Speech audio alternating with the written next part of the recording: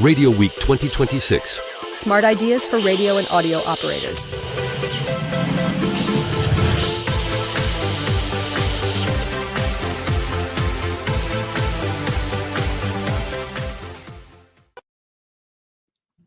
And good day, everyone. Good morning, good afternoon, wherever you are in the world. Welcome to Radio Week, day number 2, January 27th. Today, we're talking about the challenge of retaining today's audiences as audio choice expands and listening behavior evolves.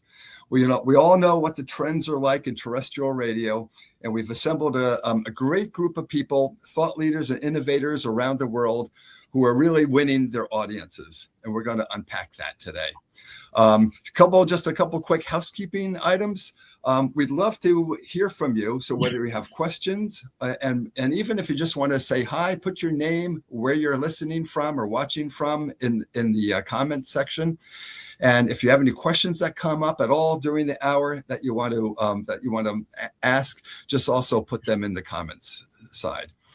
Sometimes it feels like we're in a void here, just talking to no one. So it's great to hear if you want to just say hi and put your name in, and we'd love to hear from you. We're gonna let's start just by going around the table here, if you will, and we'll do a couple introductions. I'm Steve Schultes. I'm Chief Technology Officer with New York Public Radio. I'm located here in New York City, where we just got dumped on by 50 centimeters of snow, 20 inches of snow, and we're digging out of that. Morgan, you're next in my window here. Can you introduce yourself, please? You bet. Good morning from where I live. It's 6 a.m. here in Seattle. I'm the programming group director and a DJ at KEXP, where we broadcast at 90.3 FM in Seattle. We also acquired a frequency in the Bay Area in the last couple of years. So we broadcast at 92.7 in the Bay Area as well, KEXP.org around the world. You may know us from our Live on KEXP sessions on our YouTube channel and, of course, our radio broadcasts. And I'm happy to be here. Welcome, Morgan. Yeah, and we're going to dive deep into your videos and stuff. So that's a great topic. Mac, let's introduce yourself, please. Thanks, Steve. My name is Mac Mason. I am one of the co-founders of Atunwa Digital.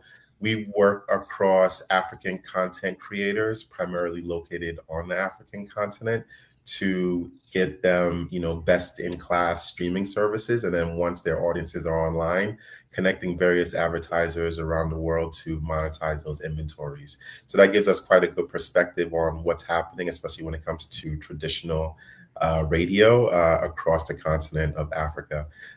Yes, primarily I am based out of Ghana, West Africa. However, I happen to be in New York City, so I was also dealing with 50 centimeters of snow. You chose the wrong time to be in New York, Mac. Seriously. All right. Sammy, can you introduce yourself? Yeah, hi, I'm Sami from Finland. We don't have that much snow at the moment, even though we usually have more than you guys. At the moment, actually, today I'm joining this conversation from Stockholm because I work as the CEO for Bauer Media in Finland, but also as a co-CEO in Sweden. And I started my radio career in the morning show doing Energy, which already then was the station that was aiming for younger audience, and therefore this topic is like being close to my heart throughout the years. Even though the later years I haven't been so much working on the programming as a CEO, but still the younger audience is like what matters and creates the business future for the business. Amazing, Sammy. Thank you. And thank you for those putting their greetings in the chat. Alex, Diane, Manis, Emmanuel, thank you. Great to see you here. Gabrielle, can you introduce yourself, please? Oh, you're muted, Gabrielle. You would think after 6 years we would know how to do this. Good morning, everyone. I'm Gabrielle Jones, Director of Digital News and Audience at New York Public Radio. I've spent my journalism career in public media stations across the U.S., and my work has always revolved around digital audiences, reaching new audiences, and bringing those audiences back to the brand and back to the broadcast. So I'm very excited for this conversation today. Excellent, Gabrielle. Thank you. Carl, thank you from Cape Town. A lot of people coming in from the African continent. Wonderful to see you here. Thank you. All right, so let's start to unpack this. So look, radio's always been a trusted companion, but as we know, the way people are discovering and engaging with audio is evolving super fast, right? And with endless choices and on-demand habits shaping listening behavior, the challenge isn't just keeping audiences, it's creating fresh reasons to tune in and then retain them, right? So, Morgan, if I could let's start with you a little bit. I have a quick personal story. So I got a bunch of kids. And I think I'm the coolest dad because I turned them on to KEXP some time ago, and they so I discovered it for them, and now we have a little chat. We have a chat group on our on our phones, and it's just the boys and I. I have all boys, but and we talk about three things. Well, first we talk about beer. They're all drinking age, so it's okay. But so we have a beer chat. And then we have a music chat. And like, oh, heard this on KEXP over the weekend or whatever. And it's always going back and forth. And then the third thing is quirky stories about New York City, about like the club events and things like that. So already we've seen, I've seen this generation basically gravitating to our stations here, but in much different ways. They're not getting, obviously, look, we're in New York, and they're not going to get in their car and tune into KEXP. The laws of physics prohibit that, and the laws of the FCC. But streaming, they can do it anywhere. They show up they were here at my house over the weekend because I have an emergency power, and they were scared about losing power. So we had a full house, and the first question is Dad, get your Sonos on and tune it to KEXP. So no pressure, but I just wanted to let you know what I'm seeing personally. So Morgan, can you tell us about how you've done that to grasp this younger audience and what you're doing to keep them? Yeah, that's actually a story we hear a lot about family who are living in different places connecting over just chatting about our playlist at KEXP. Also push back that you can, in fact, listen to KEXP anywhere in your car, because if you have CarPlay, you can absolutely stream our app. Our app plays well with CarPlay on Android and iPhone. So you can actually listen in your car wherever you are. It doesn't have to be on the terrestrial radio broadcast. The way that KEXP has connected people has been fairly natural, I would say. But I think the overarching reason that happens is because our mission is so wide, and that's to enrich your life through music discovery. So we can play any music we want on the radio. The curation is completely in the hands of the DJs. We do ask that new music gets played half of every hour, essentially. And so you're hearing brand new cutting edge music up against an old familiar favorite, up against a deep cut, something that you wouldn't expect to necessarily hear, but you're going to hear all of those things in the same set. So our idea is always to be bringing people along. So hopefully you're going to be hearing something that you love, and then we're going to put it up against something that might be unfamiliar to you, but because you loved that last thing, you're a little more open-minded to hear this next thing. So if you're playing all music that people don't recognize, then that can feel very alienating and maybe feel like, oh, this isn't for me. But if we're being really intentional about storytelling when we're building our sets and really trusting our listeners that they're going to be able to experience this music and let it become a new favorite, because it's very easy to continue to listen to the music that you listened to when you were a teenager, right? Like you kind of get stuck in a mode of like, that was my favorite music and I'm going to continue to listen to that. But if we gradually play that music that you loved when you were 15 years old, for example, and put it up against something new and refreshing, it can slowly help you build a new repertoire of music. And that story about people connecting through KEXP, that has been fairly natural, I would say. Our best marketing tool are our listeners. And we have some hardcore fans, and we hear it all the time that our hardcore fans are the ones who are going around preaching the good word about KEXP and literally telling everyone they know about us until they wear them down and they start listening. And it happens with families too. Parents get really excited about KEXP and they're always listening to it. And so their kids grow up listening to it, and it becomes a point of connection that can last over the years. So again, that trust, that wide breadth of music, playing something you know you're going to love, challenging you to learn something new, and connecting through community, knowing that you can talk to each other about it. And you can also talk to each other through the DJs by sending in messages and having us reflect those messages and request back in the community is just so meaningful for people. And that really keeps people connected. That's amazing. You're right. And I can attest to that. You put a lot out there just now, but I can hear it, that first of all, you can get, the reason I never listen to Spotify or things like that is the algorithms. I don't want that tunnel vision. I don't want to be comfortable all the time. I want to hear something that's something brand new. And the DJs, and I got to say, you've got like 49 or 50 DJs. It's all human curated, and they're very genuine. They know they'll get a song in from a listener, and they will take that. They will preview it, I think, before, and then they will bring it to the audience. They'll say, "Hey, I just heard about this today from Mike in Spokane, and I think it's really great. I want you guys to hear it." And so I hear that all the time too. So. Yeah, it's really amazing what you're doing with that. We'll come back to you later when we talk about video and things like that, because that's another big part of the story, I know. Sammy, do you want to, tell us a little bit about, what's Bauer Media doing for audience, grabbing that, even the younger audience, retaining them? Tell us a little bit about your story. Yeah, I can share the stories from the Finnish market, because the Finnish market is slightly different than the Swedish market. In Finland, we have 17 stations, which is quite a lot in taking in consideration there's only 5.5 million people living in Finland.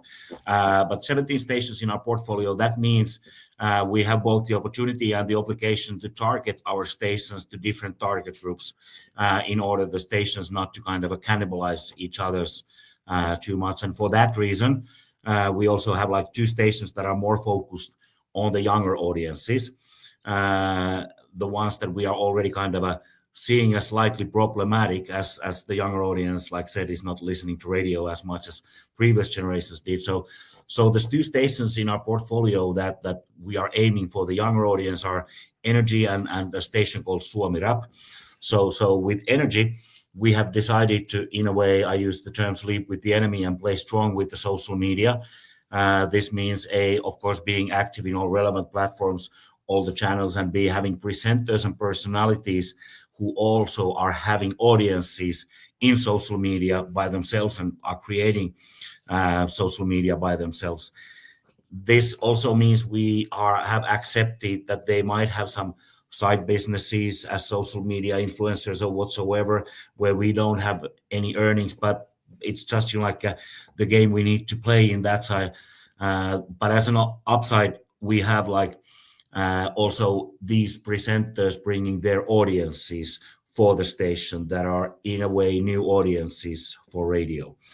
With Suomi Rap, the other station, the name meaning Finnish rap. And believe it or not, but there is a genre for Finnish rap music. So the station plays only Finnish rap, and our strategy is different. There is a strong scene and a lot of artists who are representing Finnish rap, and they have strong bond with their fans.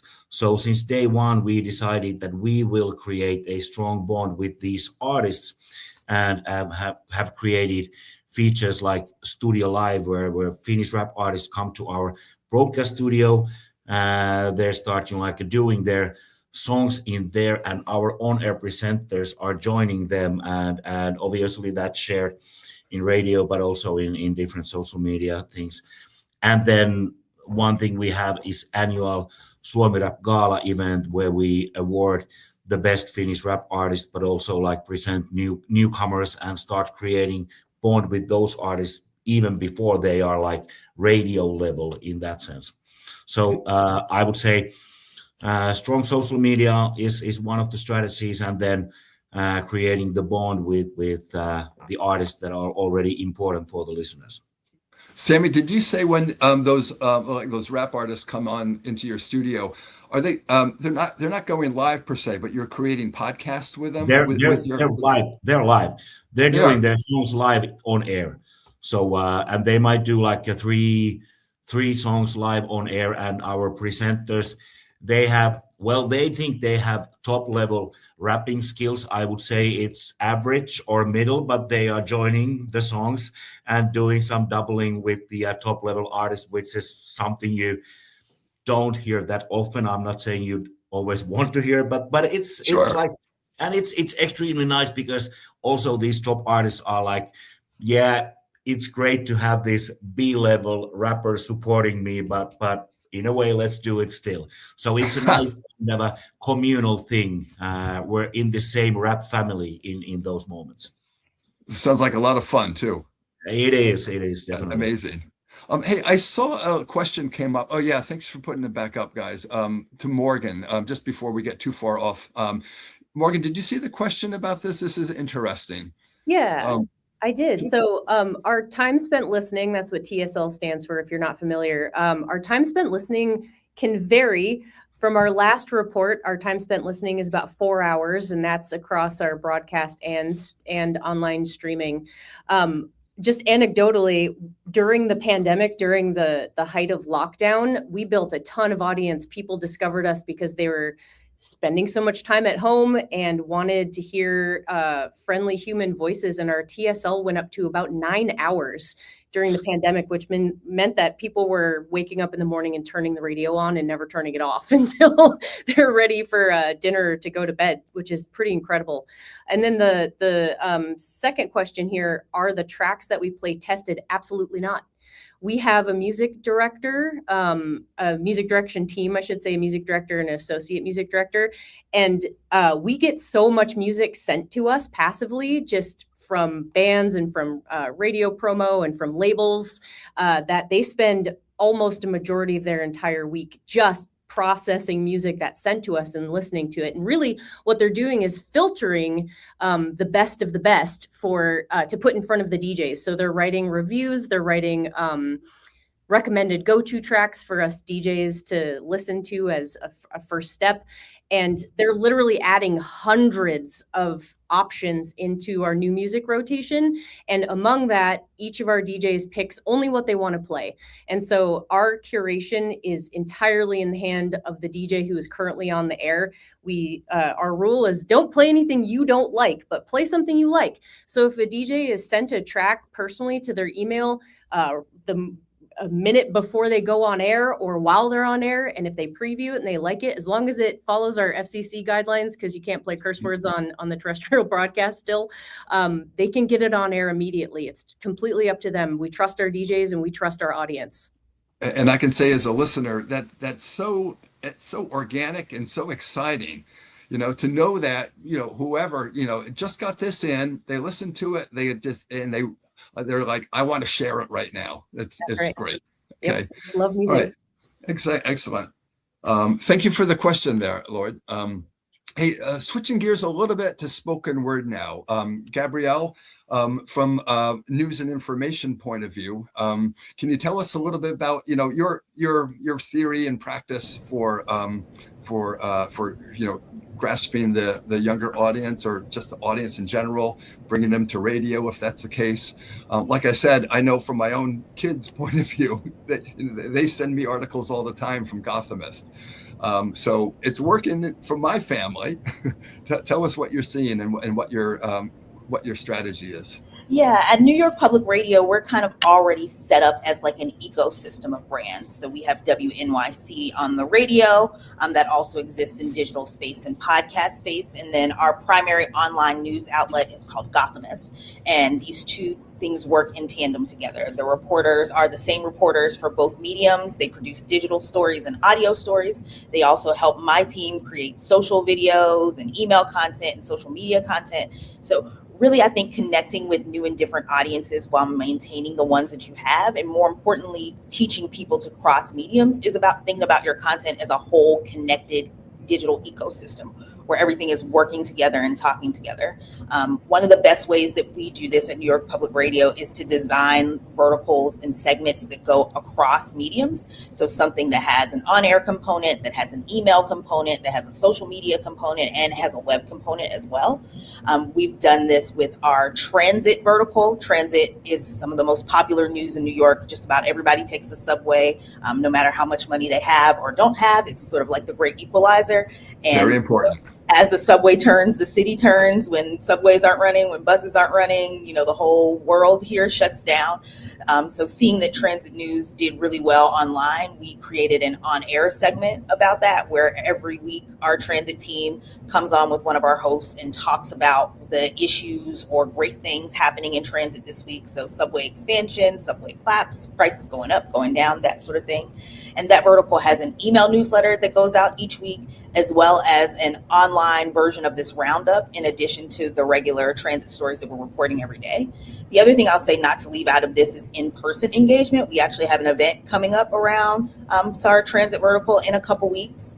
And I think that, I've seen success in linking all of these things together and using the digital as an opportunity to say, tune in and hear this great conversation that you can kind of only get if you listen, whether you're streaming live or you're listening live on terrestrial radio. Don't forget to sign up for our email newsletter, where you get this information brought directly to your inbox and positioned in a little bit of a different way.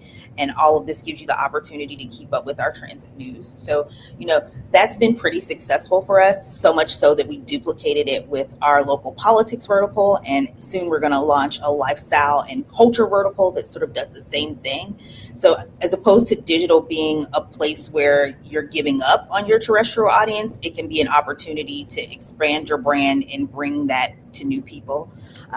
I'll say that I've worked at a number of public radio stations, and both places that I've worked and people that I've talked to at different places, often I hear people say in this day and age, there's no money for marketing anymore. We have no marketing money. Yet these places generally pay 1 to 5 people to do social media and email engagement. That's your marketing money. So like, you've decided to invest in marketing your content. You need to think about not just reaching audiences where they are, but also how you're telling them about your brand when you're there, how you're telling them about your station, how you're creating that sort of community that KXP creates, in digital space, in audio space, and in physical space. One of my sort of labors of love is creating this sort of multimedia content and seeing how people in, Steve, you talked about your family, people in different age groups and different generations really do love the same type of content. Content is king. It's just about connecting with people on the platforms that they're on and letting them know about the other places where they could be getting things. Yeah, and Gabrielle, not to state the obvious, but it's super local. It's hyper local. It's not, you're not going to hear this on a satellite feed, a satellite channel or something like that. It's hyper local, and it affects the people, as they're commuting or as they're going about their day. The Gothamist emails come in. If you're a subscriber, it's like 3 times a day, is it not? Yeah, thereabouts. We have a morning email newsletter that is more curated and has a voice. A writer on my team writes that and puts a lot of work into it every morning. It's also not just our news, it's news from other outlets around the area. The goal behind that is we want to be a one-stop shop for you. We want to be the one newsletter that you have to subscribe to. And I think part of the reality of that is that we can't all, even in a hyper-local situation, create all the content that someone needs. So As opposed to seeing that as ceding ground to competitors or someone else, we see it as an opportunity to create a community and ecosystem.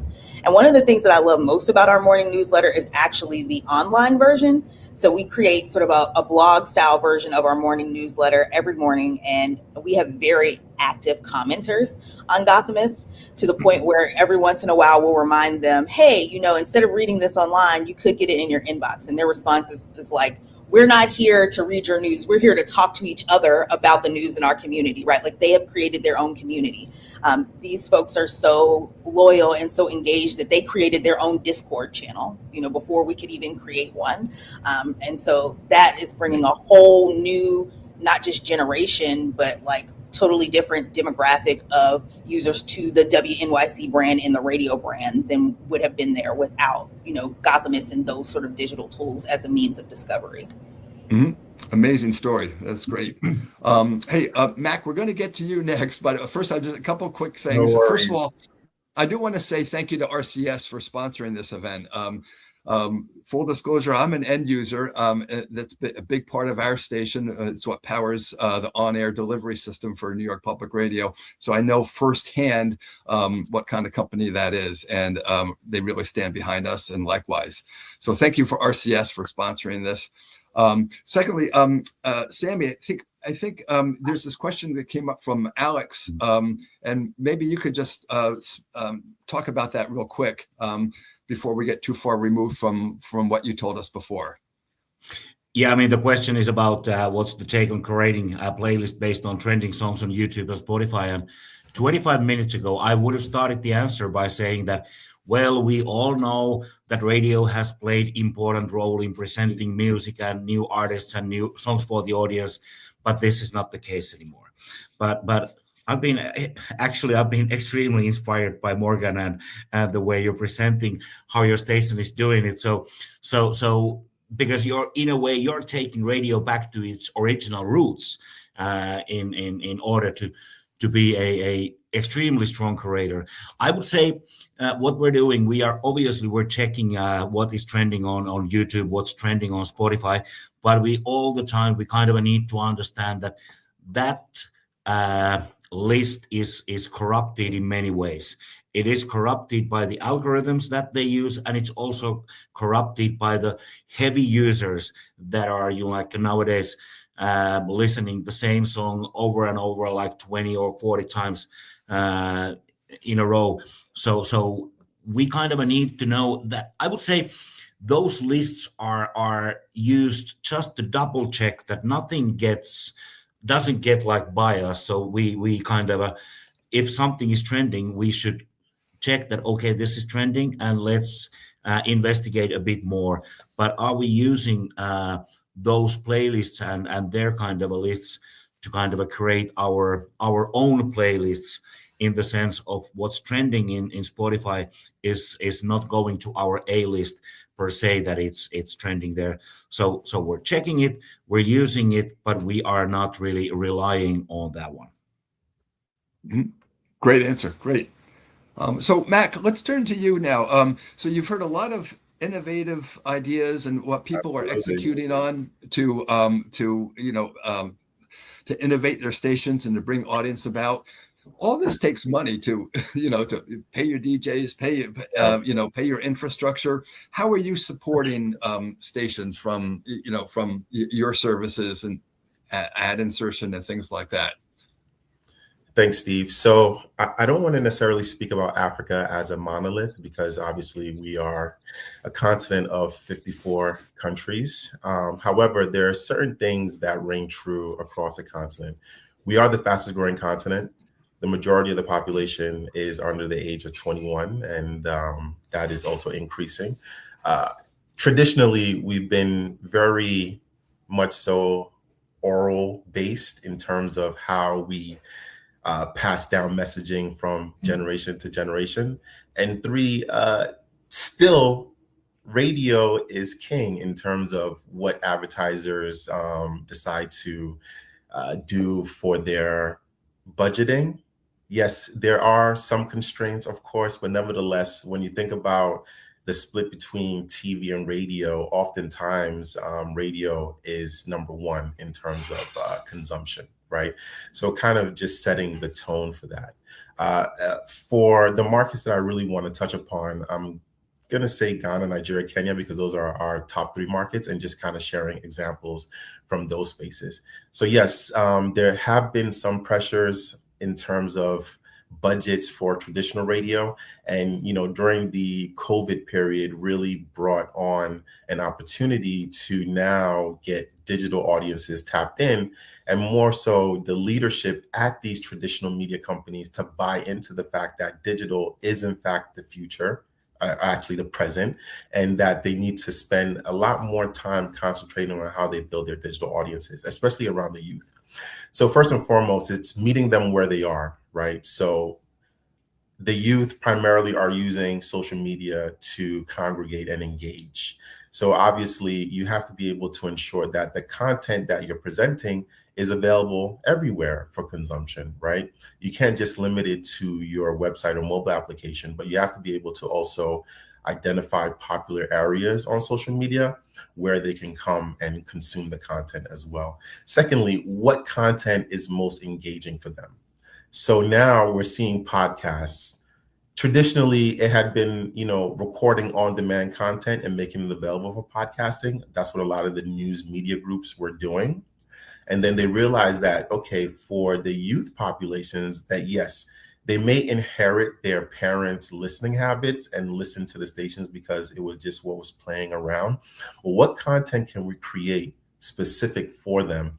So you're starting to see a lot of rebranding. For example, Radio Africa Group in Kenya has Songa Play, which is a standalone branded platform for on-demand consumption, audio and video, right? And the reason they did that is because they realized that, okay, maybe in terms of brand recognition, children may not think Radio Africa is sexy, so to speak. So let's create this standalone product where we can drive audiences to, create an experience for them, add discoverability so that, once we identify what they're interested in, we can continue to give them that content, and they start to see a huge growth there as well, right? So it looks completely different from their traditional website and mobile application, but it has all of their news media platforms on there. Plus, they've sourced additional content from around the world to ensure that it's kind of like a one-stop listening opportunity where you can come and access content accordingly, right? So we've seen a lot of youth growth there as well. Now, when you think about, for example, there's an organization called Farm Radio, and I'm a big fan of them because they produce content for the farming season to educate you on what to do for particular crops. And they've done a really good job in creating the content that is digestible for people who may not have formal education. But in addition to that, they make it appealing for the youth as well. And the reason why that becomes relevant is because, underemployment, let's say, is extremely high across the continent. However, a lot of these countries have agrarian bases. So to have programming that is taking the youth in mind and giving them an opportunity to create value in terms of employment opportunities has been a great addition as well. So we've seen quite a few of our publisher clients adopt this in different regions as well, right? And this is all in an effort to drive the youth populations, because I think when you consider audiences like 45 and plus, I would say that they're very sticky when it comes to traditional media. They will listen to what they've been listening to that was passed down, whether it's across traditional lines, tribal lines, political lines, they're tapped in. Now, the youth, they are a little bit more picky. So you have to ensure that this content you're creating is compelling for them. And when it comes to music specifically, African music has become extremely popular. I mean, I'm sure everybody is quite familiar with Afrobeats now, right? So these local stage Afrobeats, shout out to South Africa, I'm a piano as well. Kenya does really good with electric, they call it unts. So I just want to be able to also reflect on those markets as well. And what they're doing that is very interesting is not only getting the musicians in, but now there's been a huge resurgence since 2019 of people of the African diaspora, not just Africans, but Black culture across the world traveling back to the continent. And so these stations have really done a good job in reaching out to these musicians and artists that are traveling to their countries, bringing them into the studios and connecting them with local artists as well to kind of have an engagement. in the studio. And once those in-studio engagements are happening, then they're doing in-person activations as well, where, of course, Ghana and Nigeria is very known for something called Deti December, which is the Christmas period where you have literally millions of people traveling to Ghana and Nigeria. And so you see a lot of this engagement as well. And that kind of helps build the youth attachment to these various news media platforms, because then they're bringing the artists, they're sponsoring programming, and that also helps build stickiness as well. So those are some of the trends that we've been seeing across the continent to help build the youth audience while retaining the 45 and plus audiences on traditional news media platforms. Amazing, Mac. A lot going on there. Yeah. And I'm embarrassed to say most of that is new to me. I'd never heard of farm radio before. Okay. They're an NGO based out of Canada, actually, that does a lot of good work across the continent of Africa. Really? Okay. Amazing. All right. Great stories there. I did see, here's a question that's up here from Ninga. However, wouldn't that risk the playlist sounding like different stations based on selective taste? Oh, I guess this goes back to, I don't know. Does this go back to Morgan or, I see. Right. I think this goes back to Morgan. Wouldn't it risk the playlist sounding like different stations based on selective taste? Do you want to speak about that, Morgan? Sure. Well, I don't think we risk sounding like other stations for a lot of different reasons. But if you listen to KEXP over the course of 24 hours, or if you're feeling very adventurous over the course of our entire week, we have so many different programs. So our core daytime programming is what we just call variety mix, which means you're hearing any genre, any time period. It's fair game. Half new music, half older music. That's basically the general rubric for our variety shows. You're also going to hear a lot of specialty genre shows. So we have a modern Latin music show. We have a global music show. We have a psychedelic music show. We have a show called Eastern Echoes, which is music from the Asian diaspora. We have a show called The Continent, which is music from the African diaspora. We have a hip hop show. We have a Pacific Northwest local music show. We have a Bay Area local music show. We have a sort of goth dark wave show called Mechanical Breakdown. We have a punk rock show. We have a metal show. So don't forget the country shows, Swinging Doors. Yeah, we have a show called The Roadhouse, which is Roots Americana. And I'm sure I'm forgetting one or two, but we have music for everyone. So it can be a great entry point if you're interested in connecting with your personal community through music. It can be a great entry point if maybe you're trying to learn Spanish and you'd like to tune into El Sonido to hear music in Spanish to help you with your language skills. Maybe you just want to hear music from all over the world and really deep dive into certain genres. That can be an amazing entry point. And then for our daytime listeners, it's really about being exposed to all kinds of music and letting it wash over you in a way, but also having that human connection with the personalities of the hosts and hearing that direct conversation between our on-air hosts and our listeners via the messages that they send us. So there's so much to explore at KEXP, and that there can be entry points for everyone. And there's the connection between the DJs and the audience, but also the performers. I mean, let's go ahead and brag a little bit. There's something like 300 live performances a year.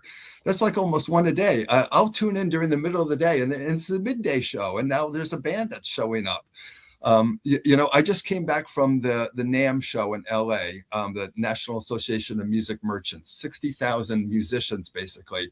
And everyone I talked to that was in the Pacific Northwest, they made a point to say that, when I'm in Seattle, I just pop into their studio. There's always somebody performing there. So that's a huge part of it too. Let's segue quickly just into the video aspect, because that's a huge part of your thing too. All those live performances, they wind up as video podcasts, basically. I mean, I don't know what your numbers are like on YouTube, but I know from the personal experience, when I search, if I hear a band, I search for them online, it comes up in two places. It comes up on the NPR Tiny Desks, and it comes up at KEXP. Yeah. And there's just so many performances. Can you tell us a little bit about how, what the effort was behind that, and how that's paying off for you? Yeah, absolutely. Yeah. So our Live on KXP program is our other core program. Obviously, we have the broadcast and we have Live on KXP, and there's a lot of overlap between those. So historically, we had something in the range of 500 live performances on air every year, but this was before we were prioritizing video. So we just wanted to get in as many bands as possible and expose as many bands as possible to our on-air broadcast. And so we would have sometimes 2-3 bands on a day, just audio only, just churning through them. But the video program happened quite naturally, actually. So around the year 2008, we got a grant to get a couple of cameras and some video recording software, and it went into a closet because no one knew how to use it. So a couple of our volunteers here at the time were like, hey, can we just play with that camera and try it out? And our programming director at the time, Kevin Cole, was like, sure, go for it. So one of their friends' bands was recording in the studio, and they're like, hey, do you mind if we film you? And tried it out. And so they just kept asking bands when they would come in, hey, do you mind if we film you? And just taught themselves how to record the live performances and how to edit the video. And YouTube was a very new thing at the time. I think YouTube started in 2007, and we posted our first video in 2008. And our first official ones was the band Foals. And so it happened quite naturally. And so our core video team, our video team manager, Jim Beckman, and our senior program video producer, Scott Holpainen, they're the original pioneers of the KXP video program, and they are still here. They are completely self-taught. It was just trial and error. And we moved from a smaller building to our beautiful studio now. So if you look at our Live on KXP performances on YouTube now, we have like the very professional lights and the big live room. But back in the day, it was a small room with like Christmas lights in the background. But it was just a very natural thing where, YouTube was catching on, and we were kind of at the forefront of posting live performances videos there. And the quality and skills that our video team grew along the way really made it enticing for bands to come in and want a portfolio piece of a live performance video. Not many people were doing it at that time. And our reputation for being very kind to bands and creating a wonderful experience while they're here in the studios and treating people with respect and really caring for the art that each individual artist is making, it caught on and the word spread. So artists were telling each other about how great of an experience they were having at KEXP. And so more bands were saying yes to having their performances filmed, which was a very unnatural thing at the time. You're like, I don't want my performance filmed. That sounds stressful and I don't want to do that. But of course, now that we're in the high internet age, everything is filmed. It's an expectation. So when we moved into our current facilities in 2016, we cut actually the number of in studios that we had in half. So now we do 250 a year because each one of them is filmed. And of course, the studio production takes a lot more time to set up. There's so much more gear and people and lots of different factors. But every single one of them is filmed. And so since 2008 to today, we have something like over 20,000 live performance videos posted on KXP's YouTube channel. We currently sit at 3.79 million subscribers. We have billions of views. And yeah, to your point, Steve, if we build so much audience just by people looking for bands on YouTube or it being served to them in the algorithm, and then our very iconic lights become a click in people's heads. Oh, this is KXP. Okay. But it's funny. A lot of people don't know, if they've discovered us through the YouTube channel, that we're also a radio station. They think we just do live performances. So there is still this gap of helping both of our audiences on both sides understand that we are the same entity, and that they can consume both the live performance videos and the radio broadcast. But it's an amazing way to connect with audience all over the world through those live performance videos. That's for sure. Right. And, so we're going to open that up for discussion too, because, Anthony here states a great question, building the next audience and talking about podcasts and the visuals, right? But where does this leave radio, which is primarily audio? Gabrielle, we know the Gothamist is a website. But are you seeing people like discovering WNYC through the website and then listening to radio? Or doesn't it matter as long as people just discover the brand New York Public Radio? What do you think about that?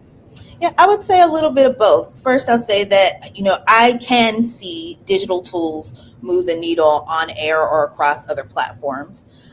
We have an app here at WNYC at New York Public Radio. So something that we often do if someone big is going to be on air is push tune in through that app. Now, like regular rote tune in, like just tune in for this regular thing that comes on every day at 5 p.m.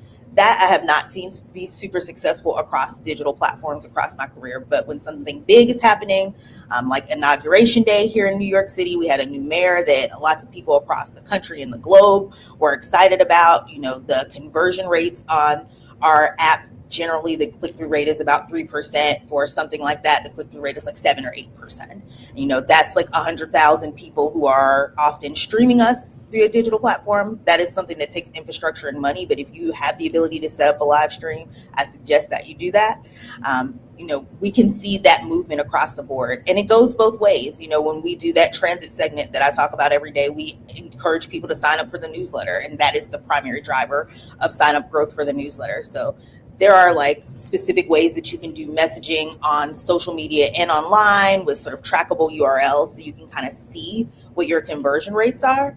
And, this isn't a thing where you get like a dump of, you're going to double your audience through one of these pieces of messaging. But when you create these connected ecosystems over time, you do see the needle moving. And I think, even the KXP, we have a classical station here. I've worked at other public radio stations that had AAA discovery stations like KXP. It's really the community that people want, and they will cross mediums if you create that community. So, those recorded videos that Morgan was talking about are also on air. I've worked at a station I used to work at in Kentucky. We did those two components, and you could come into the studio and watch the performance live if you were a member. And so like that definitely drove people to tune in when they were in their car, to try to make it in person when it was a band that they liked, to watch it back on YouTube or online, and like create this connected ecosystem where people are engaging with you across platforms. And more importantly, all of this is about revenue. Morgan and I work in a membership model where people donate money to support the station, where people want to donate to support that. And these digital streams become new places where you can find revenue, even if it's incremental, to add to what you're doing on air.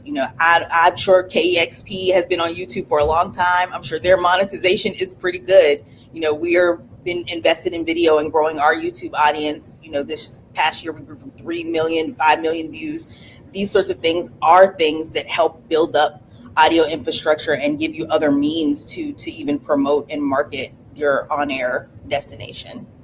Yeah, wonderful. Sammy, what do you think about that? You're doing visuals. What's your take?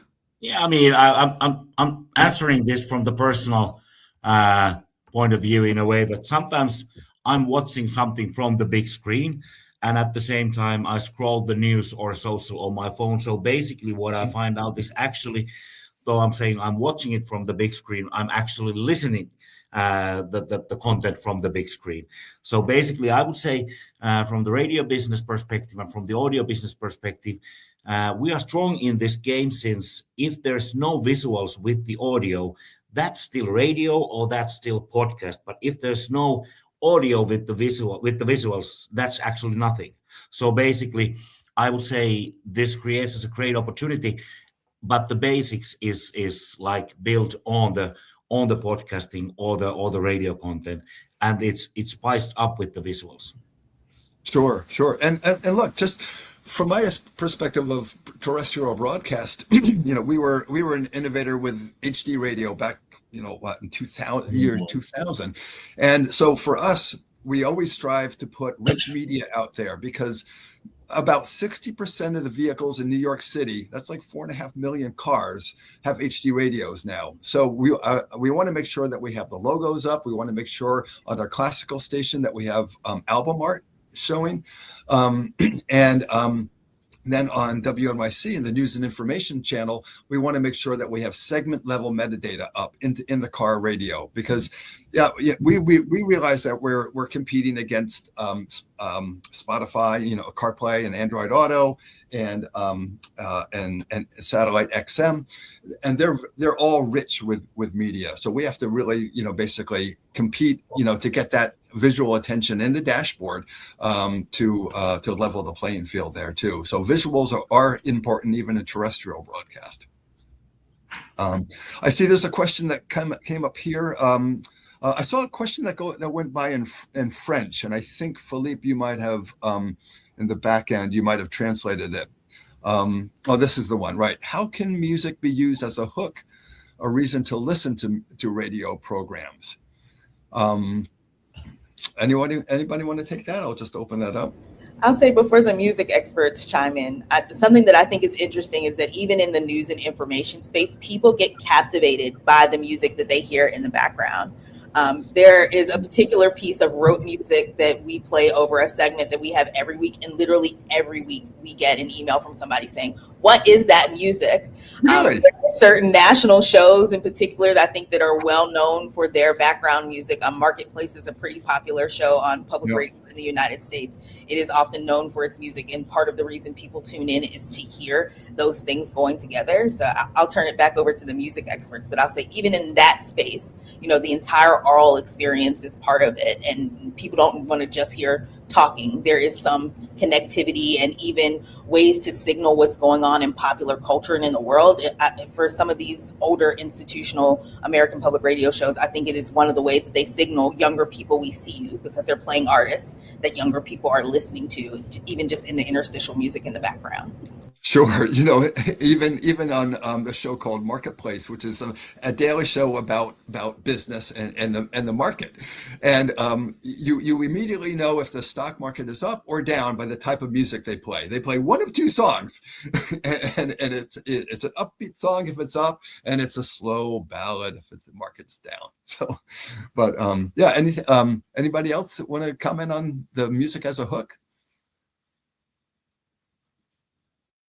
All right, let's go on to this question from Mortada from Morocco. Do you think giving listeners the ability to influence music programming through digital polls, votes, or track selection could act as a lever to attract and recruit new audiences, particularly younger and digitally native listeners? Interesting question. Yeah, I'll say that I've worked at several stations, and we do this at WQXR, our classical station, around the holiday times that do countdowns. And different countdowns are a great way to bring in new and different audiences around specific genres or specific eras. At the station that I used to work at in Kentucky, we did a lot of them around decades, so much so that we kind of ran out of decades and went to albums of the decade as opposed to songs of the decade. But these are things where they have an engagement component where people get to vote online. People kind of want to listen in. So even though our TSL at that station was already very high, it would go up a little bit during the countdown because people want to listen in to hear the next song on the countdown. And then there's sort of great social components that you can do with this. If you're in a place that has great local artists that people really know and love and have a following, you can integrate them into that as well and do content with them or bring them in the studio. There's a band out of Louisville, Kentucky called My Morning Jacket that is very popular among alternative listeners in the public radio community, and so they would inevitably end up in some countdown somehow, and we'd be able to bring them physically into the studio or even incorporate a giveaway to tickets to their shows. So I think there are lots of ways that you can use digital engagement to hook people and then connect them to other mediums. Yeah. Yeah, we do countdowns and voting too. So we'll oftentimes do countdowns in conjunction with our fundraising drives. So we'll the month before our fundraising drive, we'll do a campaign where we're asking people to vote on a certain topic. Like it can be your favorite album, like our listeners' favorite albums of all time, or the best opening tracks on an album, for example. And then we'll do the countdown during the fundraising drive. So we're capturing audience that wants to hear the countdown, but then we're also able to have a captive audience to ask them to give a gift to KEXP and make sure that they're supporting this station. We also do a countdown every year about the favorite albums, listeners' favorite albums of the year of that year. So we just did listener voted top 100 albums of 2025, for example. So we do that every single year. We also naturally integrate requests into our daily programming. So we're always soliciting listeners to reach out and let us know what they want to hear. There's song dedications that people do for birthdays or deaths or anniversaries, or just because somebody wants to hear a particular song. We do that all the time. And then we also just have general all request days where it could be general thanks for being donors so that we can let people know what our model is. Or sometimes we're just like, the vibe out there is that we need a request day. So we'll just call it, so our DJs have that freedom to do that. Yeah. I mean, I need to comment on the marketing thing because, for example, if usually your DJs are allowed to play whatever they want, and now you have this kind of a polling with the audience, that's almost like being mainstream as we others are, because so that's like almost taking a step towards us, the normal stations in that sense, to giving the power out from the DJ for the audience. Well, it's not taking the power away from the DJ, because if the DJ doesn't like the request, they won't play it. So yeah, sure. There is very much still huge curation going on. But I think a lot of our listeners, if they're tuning into a certain show, they also know generally what the DJ's music taste is, which is very broad already. So, if you're tuning into me, you may know that my favorite band is Radiohead. So if you request Radiohead, the likelihood of me playing it, pretty good. So there is still very much the DJ is in control of the curation. But what it does do, Sammy, is it makes it so that the DJ has to be very flexible and multitask all the time. So we're not planning out our shows from hour one to finish. It's very flexible what we're doing, because we're responding to the world that's going on around us. If an artist passed away during the show, I'm tearing it all up and we're paying homage, or I'm working in requests. So everything has to be very flexible. It's a lot of multitasking and quick decision making.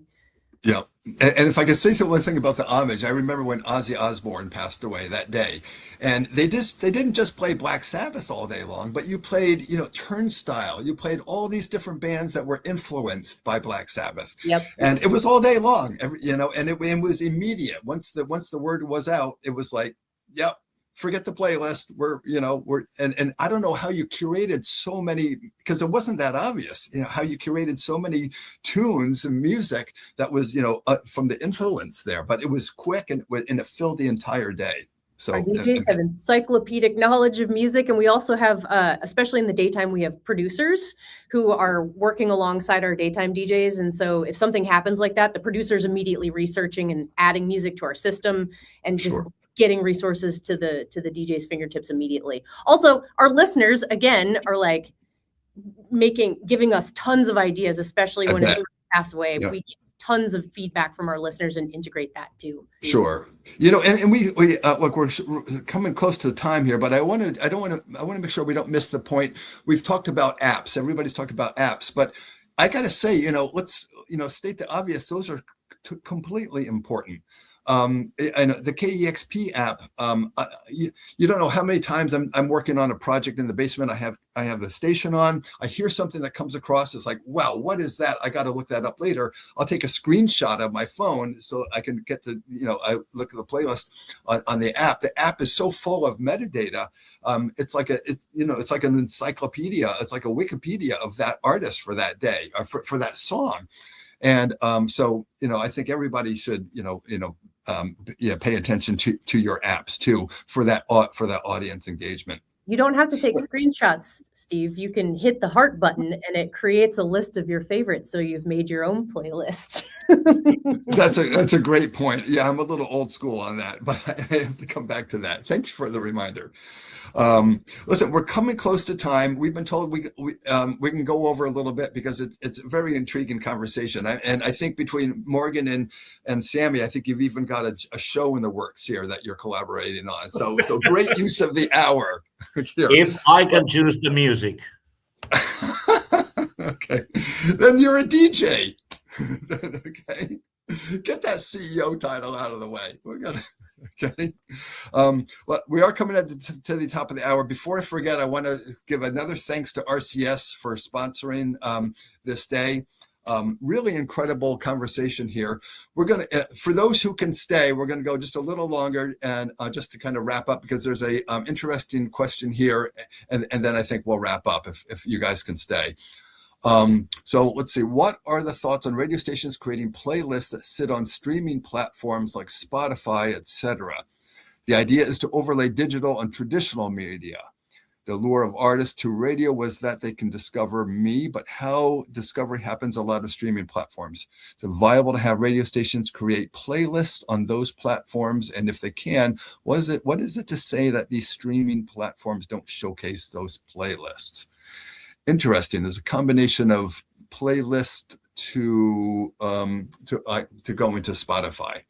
Well, talking about sleeping with the enemy, Sammy. Yeah. I was supporting with that idea like 10 years ago, and I was asking our stations and DJs to create those playlists on the station by station level, but we're not doing that anymore. So I haven't told not to do it, but I don't see any value on that one. Okay, interesting. Yeah.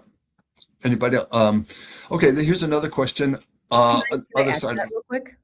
Oh yeah, sure, Mary. We passively create playlists on Spotify and Tidal based around our new music rotation because it's been a great resource for our DJs to be able to listen to a giant playlist of all of the new ads when you're prepping your show. Our audience is there anyway, following us anyway, so we let them listen to our new music. They're not sequenced. It's just here's all the new music that's added to rotation. Enjoy. Oh, amazing! All right, I didn't know that. That's clever. Okay.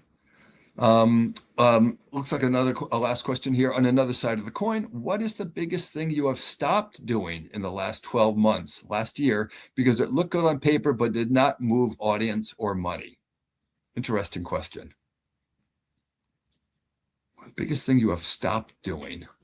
So just to chip in here, some of the things that our publishers have stopped doing is actively promoting third-party platforms. I say that as a YouTube or other mediums. Naturally, people are going to go there anyway to consume content.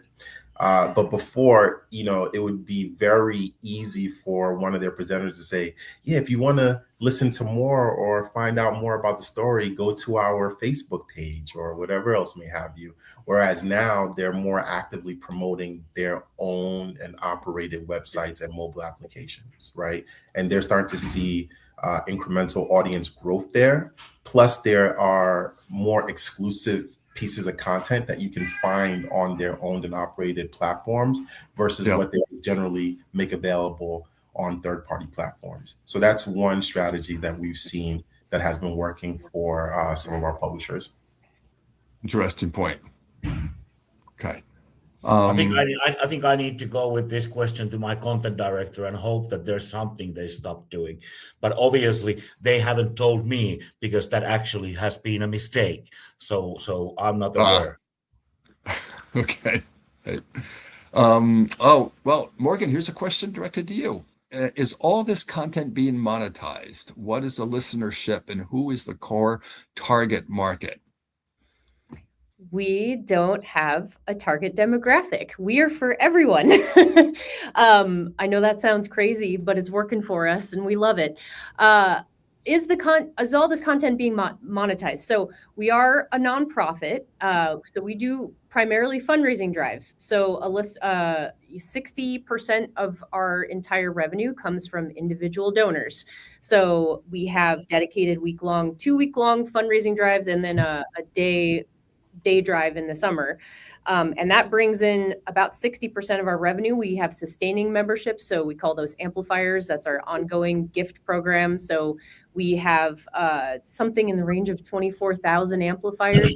So we have expected monthly income that comes in, which really helps us plan our budget. We also have a business support department. So we're asking businesses to spend their marketing dollars with us as sponsors of KEXP. We do, of course, monetize the YouTube channel with those streams. Beyond that, there are a couple of other revenue streams, but that's primarily how we're resourced, is directly from our listeners and from business support. What was the other thing I was going to say about that? Oh, I was just going to say we do things a little bit differently here. So one thing I do want to point out, it's less of us making money and more of us paying artists. We implemented a live performance honorarium for every artist that comes and plays at KEXP for a live performance. So as of the last 3 years, I believe, we pay every single artist, doesn't matter what level of status they are. They could be a brand new local band. They can be Tom York and Johnny Greenwood with the Smile coming in. Everyone gets $500. And it's interesting to note that it would take about 150,000 streams to give the equivalent of that $500 to the artist.